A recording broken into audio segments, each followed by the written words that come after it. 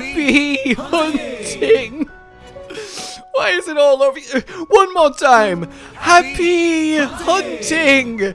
If we just keep saying happy hunting, then Rising Sunbreak will last forever, right? Yeah, just happy hunting! Oh, hello, my fellow hunters. It's time to take a breath, take a pause, and have that little moment of reflection and acceptance that, yes, truly and completely, the 5th gen is finished. That's all done. World, Iceborne, Rise, and Sunbreak form magnificent experiences in their own right. The most successful and defining chapter in Monster Hunter history, and it has paved the way for one hell of what I believe will be a masterpiece of a 6th gen. Which indeed it's time to look forward to, start talking about, getting excited about, thinking what it could be. But before that, well, let's send Rise and Sunbreak off with a little bit of dignity, shall we? I would love to know what your favorite is out of the 4th, 5th gen games. World, Iceborne, Rise, and Sunbreak. I would guess most people would say World, but I think you could convincingly make an argument for essentially all 4 of them. I think as a collective, it really is just one of the best experiences in gaming, full stop, I've certainly ever had, and being part of this community for this entire time has just been an absolute honor. I mean, I really can't do anything other than mirror what me and Con had to say in the awesome collection of creator messages that were part of the digital event and now on the Monster Hunter Twitter. On it! Rise and Sunbreak, we salute you for an incredible 2 years of magnificent hunts of mighty beasts. It has been both an honor and a pleasure to go through it together as part of this incredible community. Right, Cotton? Yeah! Right, Dad? I'm so disappointed in you. Why is this my life? Granted, I think ours might stand out a little bit, but damn it, I stand by it, okay? Dadmiral is love, Dadmiral is life. Anyway, for now, I would love to encourage you guys to just kind of give your thoughts on Rise and Sunbreak, how you're feeling now that it's over, as we enter this sort of limbo period that's always a bit weird. Beyond the final update of a Monster Hunter game, but before the first little teaser announcement of the next, it's sort of like, well, what's going to happen? Anything could happen, but nothing is happening. Oh, and I never know quite how to feel within it. So I would really like to have a little lovely look at all your awesome discussions you always had down below on how are you kind of feeling. What I do want to do then is go through the statistics that they revealed and released for all of Rise and Sunbreak. I have not looked at them in really any sense other than the Great Sword one and a vague little bit of the likes at the very end. So I thought I'd make this a little bit different in that I'm going to live react to them for you all as I see them pop up for the first time. And I hope you find it a good time and come along with me and give your own thoughts too, as I think it's a really fitting way to put a full stop on this awesome last few years since World released. Let's do this! So let's see how this goes. Without further ado, I don't know why I laugh. It's not like it's some deliciously evil. That's a big number! 22 million hunters created. That is a lot. That's a lot of players. And to say that World and Iceborne still kind of makes that look small really says a lot. And it really paints a bright picture for Monster Hunter 6 / the 6th gen, doesn't it? So let's hunting history. Unleash your hunting spirit. Guys, it was released on my... I didn't know that. That's such an interesting little fact. Oh, God. It honestly doesn't feel like that long ago Rise was just about to come out, and now it's over. Like, the 5th gen of Monster Hunter is over, and it was all so cool. Like, all of it. It was all so cool. Look at them. They're all so cool. How are they this cool? Oh. Alright, I'm ready. Hit me with some numbers that'll make me go, oh. Top 3 Arise monsters hunted. Okay. That's going to be interesting. I mean, definitely All-Mother Nawa will be here, because she was the most effective way to farm at the start of Rise. Not All-Mother, sorry, base Nawa. As for the others, I'm going to guess Magnamalo, because he comes up multiple times. And then for the last place, that's much harder to place. Maybe something like, I don't know, a random Apex monster just out of left field. Let's have a look. Rathian? Excuse me? Also, what is that face? I got killed a lot. Hey. Why Rathian? Nagakouga! Why Nagakouga of all things? It just feels really kind of random. Actually, no, it doesn't. Nagakouga weapons were meta for a lot of weapons for a long time, so that would lead to his farming.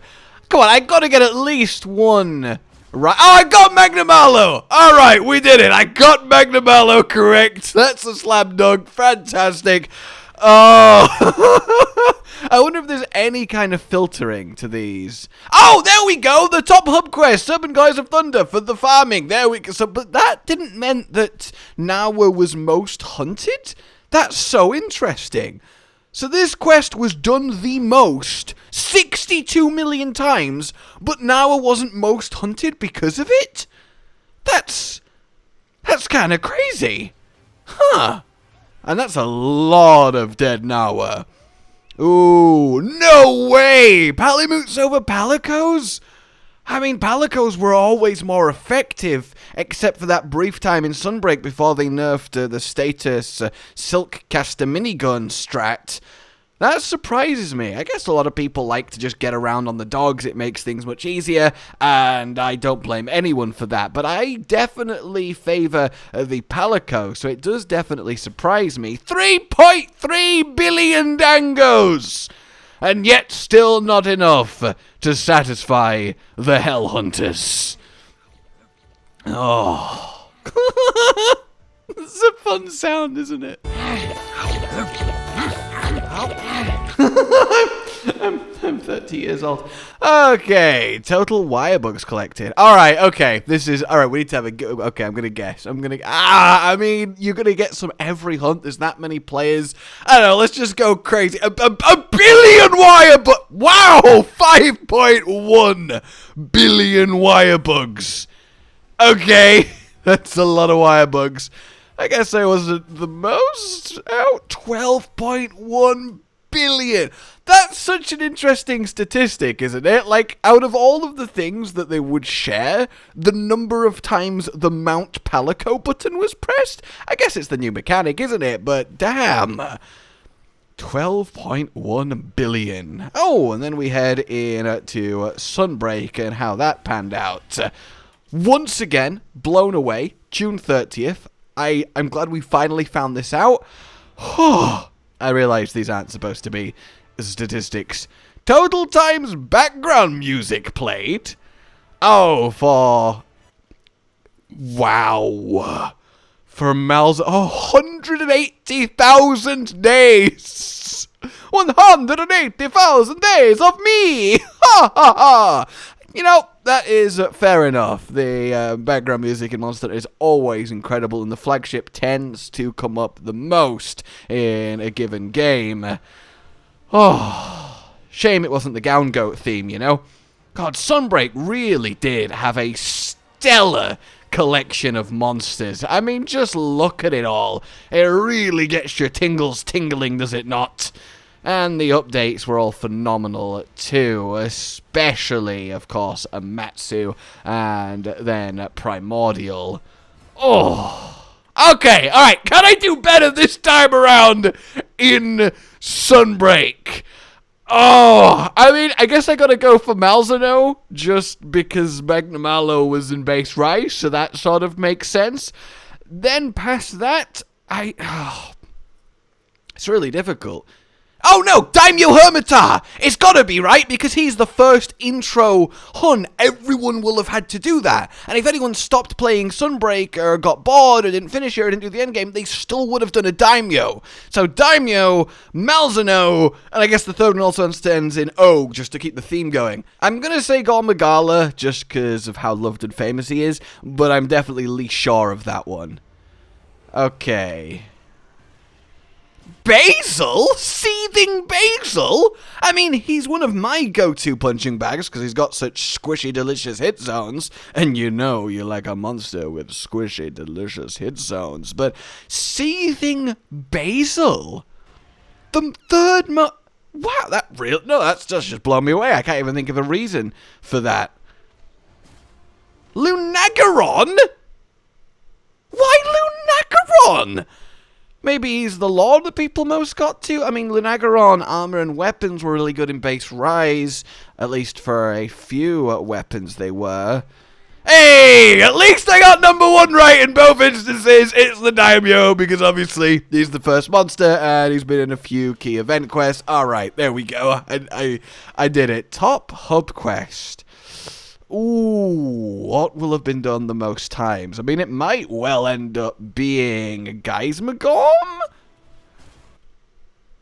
250 million anomaly investigations.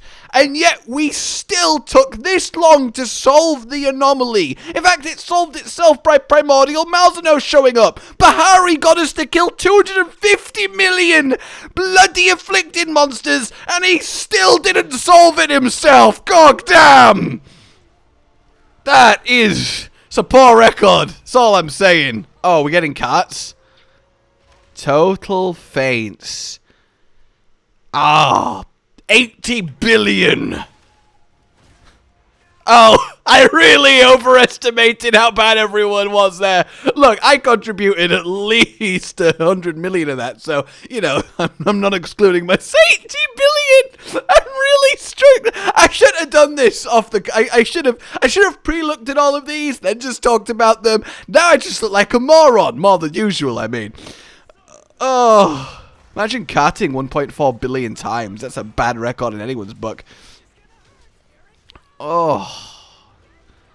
Hunter voice switch skill 25 billion switches. This one I'm very excited for. Okay.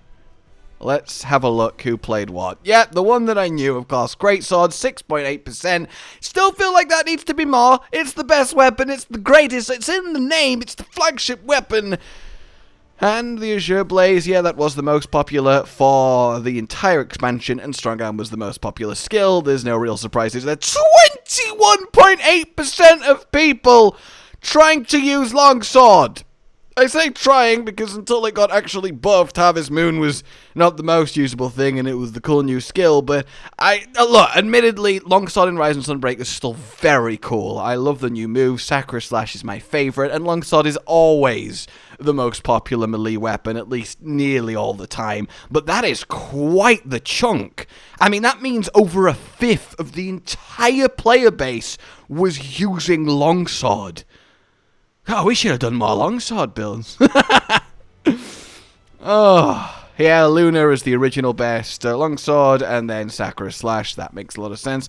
4.6% on the Sword and Shield. That's more than I would have expected. And the Flaming Espinas is the most popular. Also, I don't really have much to say on because I don't Sword and Shield, but it does also surprise me. Metsu, however, no, because, you know, we love Metsu. 13% on Jewel Blades. That's like over a third of the players were either Jewel Blades or Longsword. I mean, Jewel Blades are awesome. I love Jewel Blades, like my third, fourth favorite weapon. They swap back and forth with Switch Axe, but that is really interesting. They were, again, really good in Rise, but especially good in Sunbreak, Spiral Slash, and the element damage they were outputting. Oh, best Jewel Blades?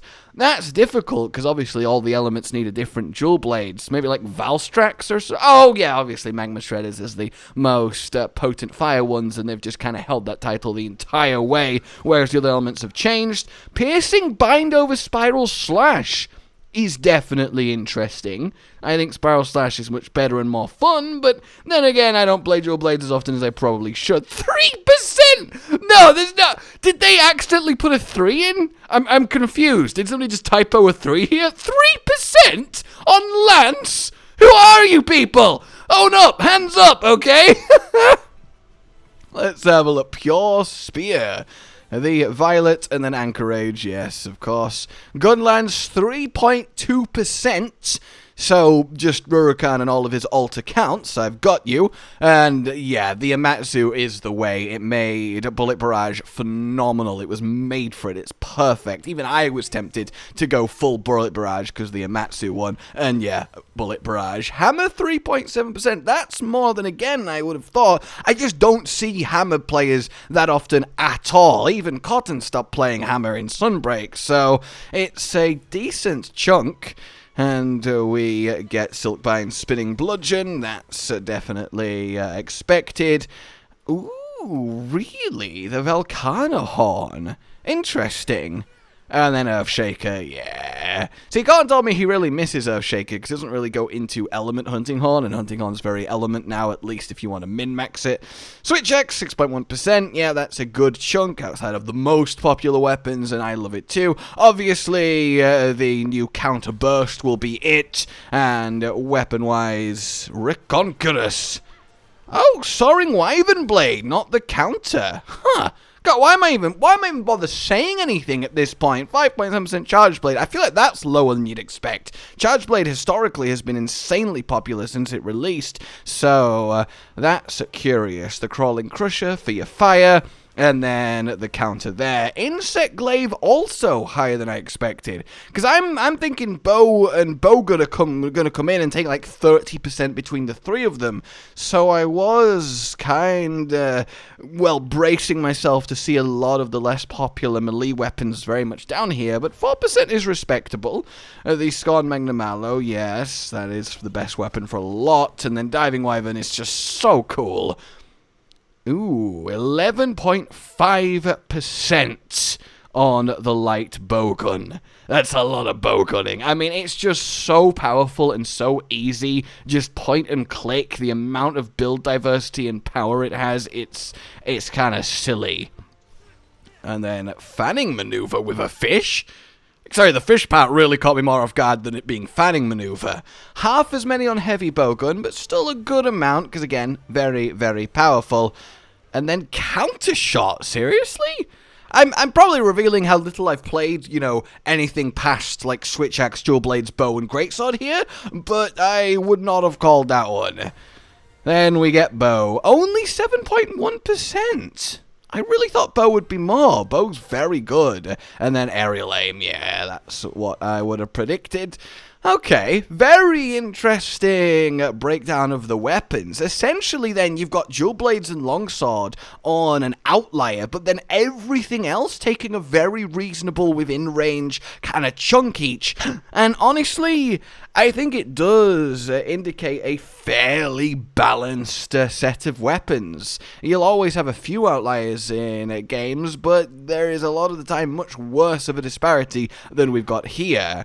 Follower rankings is probably the two Hunting Horns. Fear Rain gets forced with you through the story. Luchika, of course, for the damage, and then it will be Hunting Horn in first place. Yeah, your support follower. That makes perfect sense.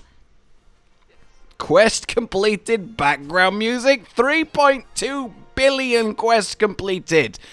So, hey, a lot more quests completed than carts, which I suppose is, you know, well done, everybody. Good show, fantastic.